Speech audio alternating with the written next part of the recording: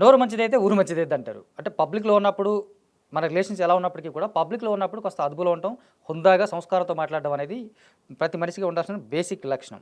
ఆ లక్షణాలు ఈ మధ్య ఇండస్ట్రీలో తగ్గిపోతా ఉన్నాయి. పర్టిక్యులర్‌గా కొంతమంది మనుషులను చూస్తే అసహ్యంగా మాట్లాడుతా ఉన్నారు. వేదికల మీద కూడా నాన్ స్టాప్‌గా, నాన్ సింక్‌లో కూడా మాట్లాడుతా ఉన్నారు. అలాగే ఈ మధ్య కాలంలో చూస్తే మనకు రాజేంద్ర ప్రసాద్ గారు ఆయన మాట్లాడిన ఒక మాట చాలా చాలా దారుణమైనటువంటి మాటని స్టేజ్ మీద వాడడం. అది చాలా దుమారం అవ్వడం. దానికి సంబంధించి ఒకసారి మా టీవీ5 ఎంటర్‌టైన్‌మెంట్ ఎడిటర్ రామబాబు గారితో మాట్లాడదాం. Hi sir.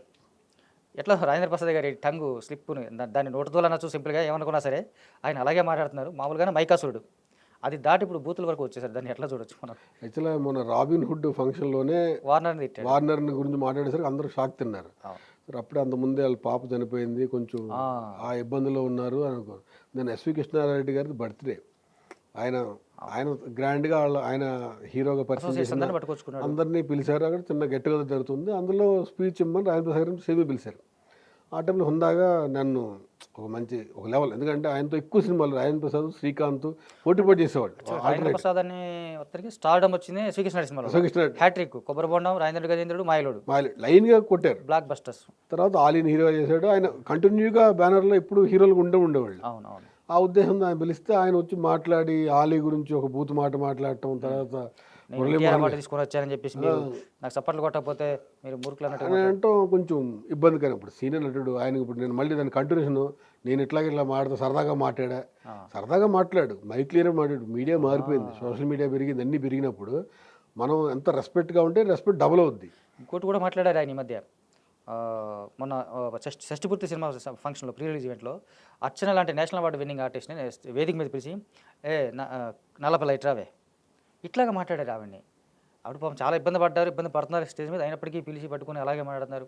అంతకుముందు సార్ అన్నపూర్ణ గారిని అలాగే అన్నారు సీనియర్ యాక్టర్స్. అంటే ఇండీసెంట్గా, ఒక రకంగా ఇండీసెంట్ అది అబ్వియస్లీ ఎంత ఎవరనుకున్నా ఇండీసెంట్.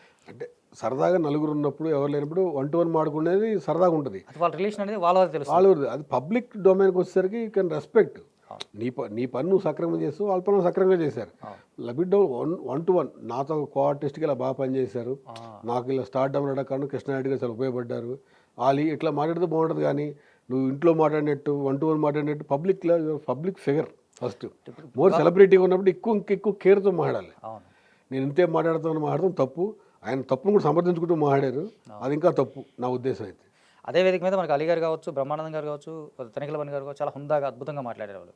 కంపేర్ టు హిమ్ ఈయన ఒక మంచి నటుడే కావచ్చు, ఈ నవ్వించి ఉండొచ్చు, కానీ ఇలా బాధపడ్డం అనేది ఆయనకు ఒక అలవాటుగా మారిపోతుంది. ఇది కొంచెం చాలా ఇబ్బందికరమైన విషయం. మురళీమోహన్ గారు అందరూ కూడా షాక్ అయ్యారు. పొద్దు నుంచి ఇండస్ట్రీ నుంచి రకరకాల రియాక్షన్స్ వస్తున్నాయి. మొత్తం సోషల్ మీడియా మొత్తం ఆయన తిడుతూనే ఉంది. అవునవును. అంటే ఆయన పాజిటివ్గా ఎవరు మాట్లాడతారు, ఎవరు మాట్లాడరు కదా. ఫస్ట్గా మాట్లాడలేదు మాట్లాడలేదు ప్రాబ్లం. ఇప్పుడు తాగి మాట్లాడా, తాకుండా మాట్లాడు, 100 మాట్లాడు, నువ్వు మాట్లాడింది వాస్తవం మాట. ఏదో సరదాగా మాట్లాడని ఖండించాను, తప్పైతే వేరే విధంగా అంటూ వేరు. నేను సరదాగా ఎలాగే మాడతా, మీరు ఎలా అంటే అలా అనుకోండి, అది మీ కర్మ అని స్టేట్మెంట్ పొద్దున్న. అది ఇంకా బ్యాడ్. ఇలా ఉంటే రేపు భవిష్యత్తు కాలంలో రాజేంద్ర ప్రసాద్ గారిని ఏ స్టేజ్ మీద పిల్లడం భయపడతారు. అది కూడా ఆలోచించుకోవాలి ఆయన. ఆయన మామూలుగా చాలా పెద్దవాళ్ళు స్టేజ్ మీద ఉన్నప్పుడు కూడా ఆ సెల్ఫ్ డబ్బా కొట్టుకుంటూ గుడ్ ఆర్టిస్ట్ అనే మాట మనం చెప్పాలి, ఆయన కాకుండా చూసే ప్రేక్షకులు చెప్తారు నువ్వు మంచి ఆర్టిస్ట్వి, బాగా నవ్వించావు, ఇది వేరు. ఆయనకైనా మాట్లాడుకుంటూ నాన్ స్టాప్గా గంటలు మాట్లాడడం అనేది ఒక పరిపాటిగా మారిపోయింది. అంటే ఈ మధ్య రెగ్యులర్గా ఇందాక మీరు అన్నారు, కానీ నేను అనొచ్చు అనకూడదని ఆగారు, మీరు అనేసారు కాబట్టి ఆయన బాగా తాగేసే స్టేజ్ మీదకి వస్తున్నాడు అనేది బాగా ఈ 2-3 రోజులుగా సోషల్ మీడియాలో బాగా వస్తుంది. అది నిజమేంటారు? నేనైతే ఆ ప్రోగ్రామ్ వెళ్ళలేదు, బట్ నేను సోషల్ మీడియాలో చూసాను. దాంట్లో చూసిన తర్వాత ఆయన తాగునట్టే అనిపించలే, సరదా ఉద్దేశంతో అన్నా. నిన్నే కాదు, మామూలుగా ఈ మధ్య కాలంలో ఎక్కువగా అలాంటి అలాంటి పదాలు మాత్రం చాలా పొదుపుగా అసలు వాడకూడదు పబ్లిక్ డొమైన్లో. అసలు మనం ఒక మాట మాట్లాడితే ఎదురు చూడాలి, ఏం మాట్లాడుతున్నారా అని. అలాంటి నటుడు అలాంటి నటులు ఇట్లా మాట చీప్గా బిహేవియర్ అయ్యి చీప్గా చూస్తారు కదా. రేపు పొద్దున్న పిలవాలంటే కూడా 100% క్యారెక్టర్ కూడా దిగజారిపోతా ఉంటుంది. ఇప్పుడు నిజంగా రేపు సీఎం లేకపోతే స్టేజ్ మీద ఇలా మాట్లాడగలుగుతాడా? లేదుగా. అది కూడా ఆలోచించుకోవాలి కదా. రేపు పొద్దున్న వద్దులే ఏదో పడితే అటు మాట్లాడతాడు, పిలవకుండా అని అనే పరిస్థితి కనిపించింది. ఇలా ఉంటే నోరు మంచిదైతే ఊరు మంచిది అన్నట్టు, నోరు మంచిదైతే 10 మంది రాజేంద్ర ప్రసాద్ గారు పిలవండి బాగా మాట్లాడుతుంటాడు. అదే 10 మంది తిడుతున్నారు అనుకో, మరి పిలవకండి వద్దు ఆయన్ని, పిలిచి కానీ మనల్ని కూడా గబ్బు పెడతారు, స్టేజ్ మనం ఉంటే మనల్ని కూడా తిడతారు రేపు పొద్దున్న అనే పరిస్థితికి వెళ్ళిపోద్ది. అది ఆలోచించుకుని ఆయనే నా పద్ధతి మార్చుకుంటే భవిష్యత్తులో ఇంకా మంచిగా చూడొచ్చు ఆయన. అంటే మనకి నిజంగా ఈయనకంటే ఎక్కువ నవ్వించిన బ్రహ్మానందం గారు స్టేజ్ మీదకి వస్తే కనుక అద్భుతంగా మాట్లాడతారు ఆయన. అసలు ఆయన క్యారెక్టర్కి యాక్టర్గా పక్కన పెట్ట ఒక మంచి సూక్తులు చెప్పడము, వేమన పద్యాలు లేదంటే పోతన భాగవతం ఇవన్నీ చెప్పుకుంటూ పోతూ ఉంటారు. శ్రీనికి అంత విద్వత్తు లేకపోయినప్పుడు ఈయన కూడా బాగా చదువుకున్నాడు కదా, ఊరికే క్యాజువల్ ఆర్టిస్ట్ ఇంజనీరింగ్ వరకు చదువుకున్నాడు.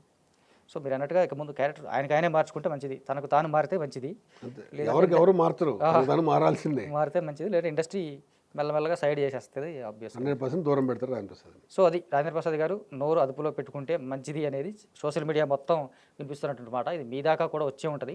సో ఇకనైనా కొంచెం మీలాంటి ఒక గ్రేట్ ఆర్టిస్టు, మమ్మల్ని చాలా ఏళ్ళుగా ఎంటర్టైన్ చేసినటువంటి మీలాంటి వాళ్ళు ఇలాంటి మాటలు పడడం మాకు కూడా నచ్చదు. దానికంటే ముందు మీరు అలాంటి మాటలు మాట్లాడుకుంటూ ఉంటే ఇంకా బాగుంటుందేమో. Thank you.